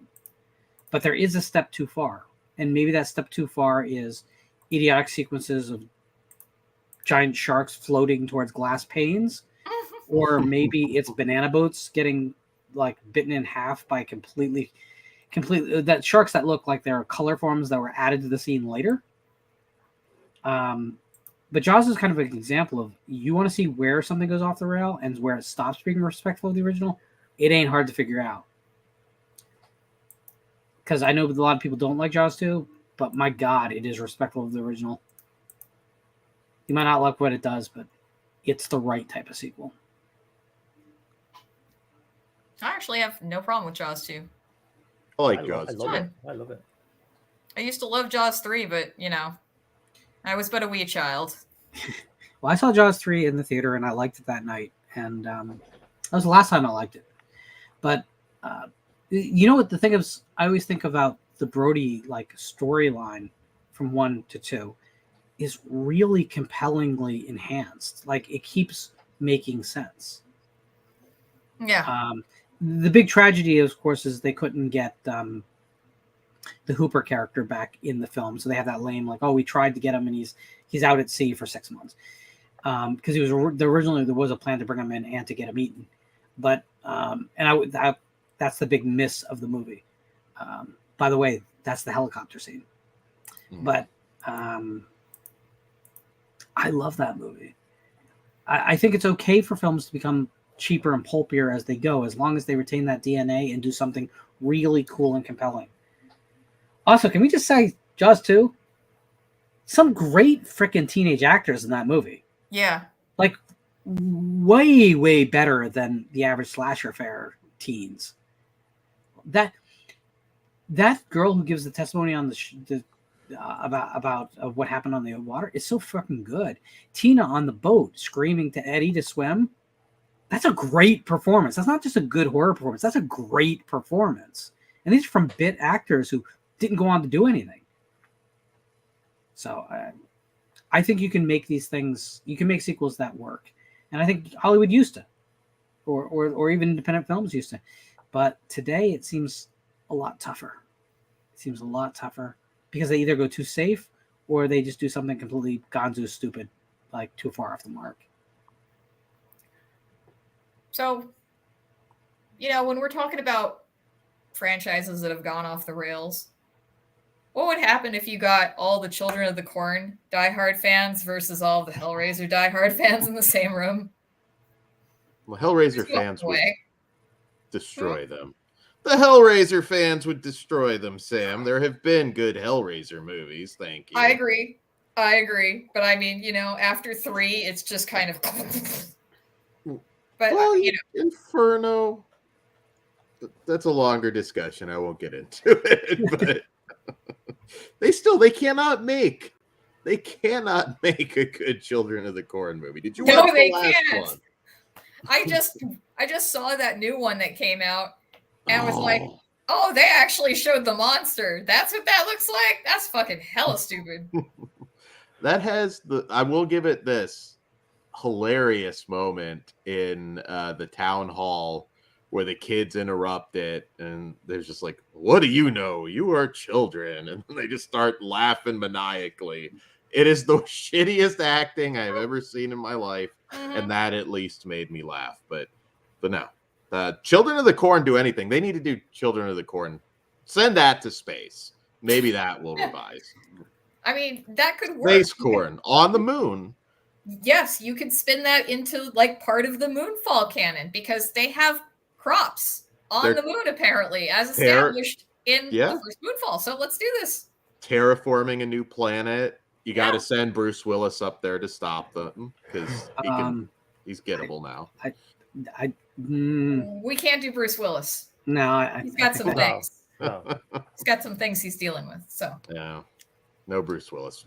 Yeah, Dolph Lundgren. We just do Jason Statham. He's pretty much the next Bruce Willis, right? Close enough. Close enough. I mean, I love the fact that man can actually act, but he's never asked to, so he doesn't. I love that. Just be Jason Statham. Yeah. We need you to make a film with these guys that are 30 years older than you, and you can't upstage them. No problem, I can do that. Hey, we need you to make a film with 3 giant sharks. No problem, I got it. That's that man's career. Like, they hand him something ridiculous to do that's thankless, and he does it, and everyone kind of likes him, and you're good. Your impression of Jason Statham is a bit similar to Jason Statham's attempt at American. I think it was in what was the movie he did? One of his early movies where he started off the movie trying to be American, and I think halfway through he just gave up. Thought, forget it. As he should. Transporter. I think it was the Transporter. Just like, as he should. It's like, I'm not going to bother. I'm just going to be Jason Statham. That's what people want. So, hey, speaking of Statham, I'm sure you guys have already seen the trailer for the Meg 2. Did I see Giant Tentacle? You did. I'm there. Yeah. Do you think Steve Alton's like, I wrote 7 of these books. Could you please just follow one of them? Not just take elements from all of them? They're not very Thanks. good. No, they're not They're very not good very books. But good. The science is Yeah, good in the I mean, I first only one, read- but Yeah. I didn't know. That I looks didn't like know he had fun. so many other books. oh, Though. I think it's gonna be a lot of fun. What's Ben Wheatley directing? Yeah. Where's that come from? Like Ben Well, he has Wheatley he has- is not the sort of guy you would Yeah, associate he with needs. the Meg 2. This is his apology to me for what Outlanders. What was the Outwaters? Wait, no, wait. What was his He didn't do Earth Outwaters. movie? What was No. what was his Earth movie that was not Gaia, which was so In, good? Sci-fi in the earth. In the Earth. That was horrible. I've That not was a seen horrible film. I've not seen that. Yeah. Field in people England, don't though, like highly High recommend it. Rise. Yeah, Field in England is awesome. Yeah, Yeah, and it's a Kill great List. movie. Kill List is Kill Us is fucking- good too. Yeah, it's hard to get sharks wrong. Really, I mean, a shark movie, it's kind of hard to screw that up. I feel like you haven't seen many shark movies. There's some bad ones, but it shouldn't be. I'm just saying, like, that's a pretty easy formula. I love The Shallows. That's the last one that I think is brilliant. I love that movie. Shallows is really good. Ben brought up Santa Jaws, which of course is a Christmas staple now. You haven't watched Santa Jaws, Lauren? You gotta change it's that. going to be shocking to you that I have not. It- I was too busy watching Suburban Sasquatch for my quality entertainment. Santa Jaws needs to end up in your stocking Christmas morning. I don't really receive things on Christmas. So why isn't there like a is there a Jewish killer shark movie for Hanukkah? There is a There should be. Hanukkah slasher, but there is not a. Well, No. there's seems like there's an opening on the marketplace. Is there a there needs to be a Hanukkah Amityville film too. This is true. I would agree. It is in production right now. Our Someone old got friend we mentioned Jack we is mentioned on it. We mentioned it, so someone got their iPhone out. it. I'll have it later tonight. So I have I wanted to bring this up because I feel like this is I'm scared to put it out into the ether because it might happen eventually down the line, you know. But you know how they have like cryptid romance novels? Bear with me here. Like cryptid erotica romance novels. Lots At of some them. point. Well, at some point somebody's going to start adapting those. You know that, right? Is anybody else really worried? Because, like, I was told about the mating rituals of a fingerling potato and a werewolf. This is an actual book. And it probably did scar me for life. And I'm just like, you know, there's a lot of potential to to take those premises, just like leave out the erotica portion, please. But kind of take those like bizarre ideas. And I mean, I think we could get some really great B horror out of it. I am down. Have you seen The Beast? Oh, A Beast in Heat Well, The Benchley's Beast The and or The then Beast in Space. definitely not Peter Benchley's The Beast. Okay, then no, I have no. not.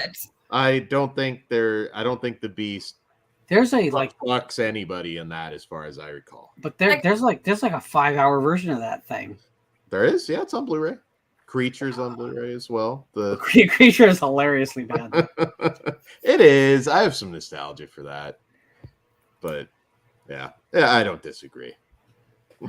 So you don't want to see two chupacabra making sweet, sweet love?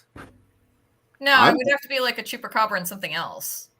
But also just, no, I don't want to see anybody fucking. Like, just take those weird premises and write a different plot. Like, I think that, like, why a fingerling potato? Also, the wolf has to eat part of it as part of the mating ritual. It's bizarre. Well, listen, the Mothman prophecies just got a lot hotter. There's so much Mothman erotica.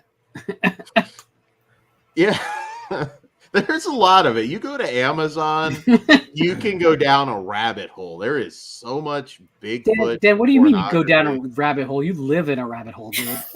I didn't say I didn't own some of You're it. pretty much a rabbit. If you took that hat off, ears would flop out. There you go. I am in fact Mothman. This is just a suit. Mothman's Moth- actually a rabbit. I have not seen Mothman erotica though. There's a lot of Bigfoot, a lot of Alien, obviously. But Yeah. I don't think I've ever stumbled across the Mothman erotic novel. Well, proboscis. So Okay. there's that. I'm But looking for it the, now. The Flatwood monster, you know, the levitating trash can monster thing. That I watched a Monster Quest episode on, and they didn't find him because they never found anything they looked for. Oh. I love Monster Quest. I do. That's my favorite thing in the world. It's shows that know that they're just full of bullshit, but they take it dead serious. Is there any good like Skinwalker Ranch movies? There's like one main one, isn't there? But because all I ever see on like freaking History Channel and all this YouTube is Skinwalker Ranch this, Skinwalker Ranch that, and I don't really know a lot about the place, but it just seems to gain a lot of sort of TV shows and stuff. I think you should come over here and visit yourself. I don't know where is it? Is it Arizona? No, Nevada, right? I should know that. I've watched plenty of Arkansas? documentaries. Lots of good things are in Arkansas, or will be. Help us out in the chat. Skinwalker Ranch. It's Nevada, right? Utah. All right. Never mind then. It's Mormon? Not everything in Utah is, but I don't know. I'm not trying to stereotype. Don't be silly. Everything is Mormon in Utah. Area 51's Nevada, though. Yes. I'd like to go to Area 50. Well, I'd like to go. Not never get in. Shot by the American government? No. I'd like to just go up to as far as you can go and then just pretend to step over the line and then just turn around before they get taken away and never seen again. The mailbox they've got out there. Yeah. I've been trying to talk Todd and them into doing a road trip to Roswell, so do it. We'll see what happens. Peer pressure. Storm Area 51. I just want to go to Roswell and sell aluminum foil. Aluminium. Were we all kind of rooting when they were going to storm Area 51? Oh, yes. Open fire on. It's just never going to happen, was it? Never going to happen. We never get any nice things. I mean, we had the sub implosion, so that was kind of close to that. Yep. I said it before. My favorite meme there was Alexa play Air Supply. Air Supply. There you go. That was my favorite meme. That's great. But you know what? When the government started like talking about, oh, well, UFOs are real, but we're not going to call them UFOs. We're going to call them something else. Which UAPs. Yeah. So we're going to change the letters, but we're going to say they're real now. I was like, I still don't believe this stuff is real. I think there's something worse that they're hiding. There's actually atmospheric fissures in the universe that are collapsing. We're all dying, but we're just going to say they're aliens because it's easier for you guys. So what would be worse to you guys? I like there's dead pixels in the sky from the simulation. Yeah. I would, just think of like breaking the Hadron Collider again. Another weasel gets stuck in there. We get sent off in another timeline. I'd like to see a horror movie based around the Hadron Collider because I've heard all sorts of weird conspiracy theories around that, and like that's responsible for like the Mandela effect, and all this crazy stuff that goes on. Well, quantum physics is fucking awesome anyway, and I mean, if you could, if we could get more horror movies like that with some sort of scientific premise, I'm down. Let's do this. Wow, could they have titles that sound like math problems? That would be awesome. If you ever watched the opening ceremony for the opening of that Hadron Collider, it's just like really, really weird as well. There's just some sort of really, really bizarre imagery in that as well. It's like something out of the Wicker Man, like the sacrifice. It's just totally bizarre. And it's like, what has this got to do with science? It's just so strange. When they're sitting there going, well, we have a complete vacuum. We're going to introduce single particles. We're going to collide them together really fast. And it's going to create new stuff that never existed before. We don't know what's going to happen exactly. Let's do that. Great idea. It just doesn't seem like a good idea. It's like, as plans go, I'd rather be in the transporter with the fly. It seems like a better outcome is surely going to be there because at least you get to spit on some people and rot some flesh, for a tasty meal. You don't get that with the Hadron Collider. You guys don't think there's anything to the alien stuff? I kind of think that if we're getting, it's almost like if there was something, we would never see it. And if they're releasing stuff, it feels a bit like it's very easy for them to say, well, we don't know what it is, whilst they're putting stuff out there and doing stuff.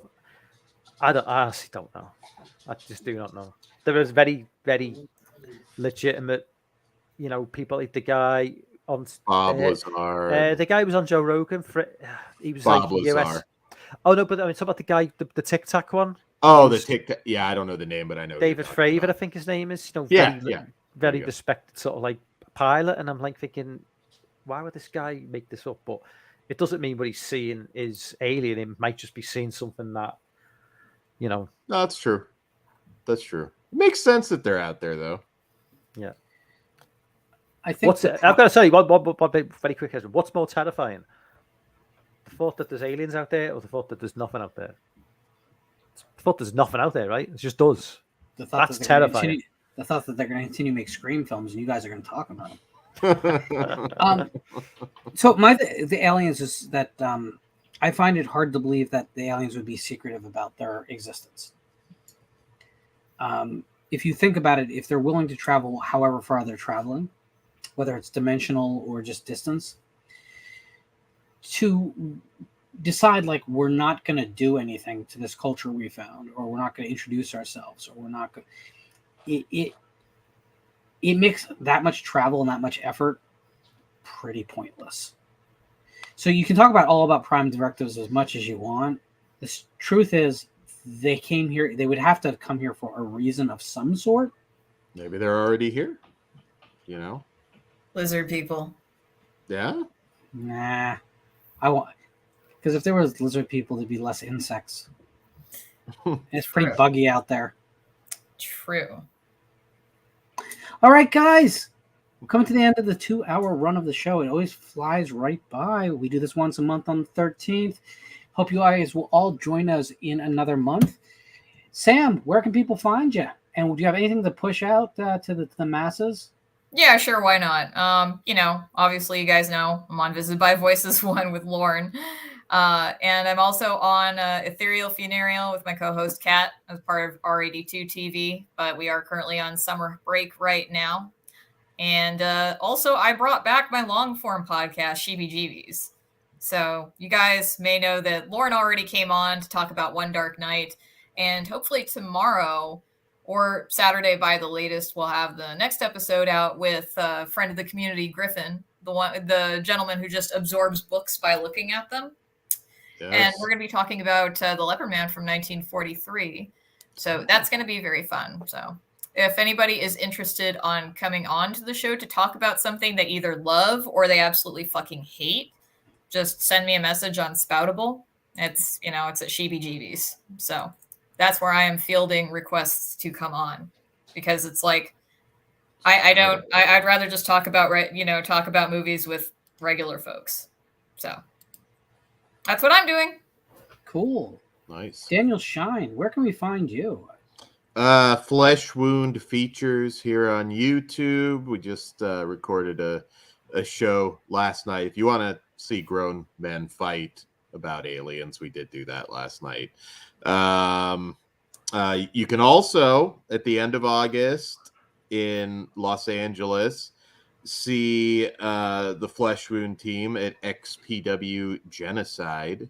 So check that out, streamxpw.com. We will be having a table there, and that should be interesting. We might have we might be doing a ride along with Necro Butcher. So wow. Possibly, if he's not too You're messed gonna have up. to bring a lot of cocaine.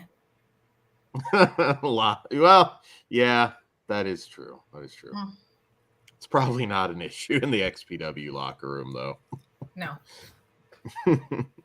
Mike, can you point on a globe where we can find you and see more of your content? Yeah, you can find me on the Real Fifth Beetle YouTube channel. Live stream most weeks. Probably be live Sunday night. I've not scheduled nothing yet, but I should be live Sunday night. So check me out there. Excellent. Everyone knows you can find me on Twitter at Lorne Dixon. You can watch Visited by Voices 1 on the YouTube with Sam and other guests. There will be a show next week, apparently, where I will have an anthologist on the show, and it's going to be completely self-serving. In the meantime, buy a book, and please, please, please listen to The Stone and go watch Run. Good night, guys.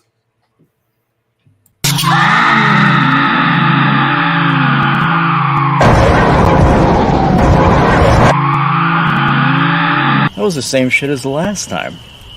Well, you picked the last one, and they didn't like the last one. You didn't like the last one? But you were laughing the whole time. Yeah, because it was ridiculous. Ridiculous? That's a classic. I'm not really into all the weird cousin shit that was going on. You lied to me. You picked this one. You picked this one. Cousin shit.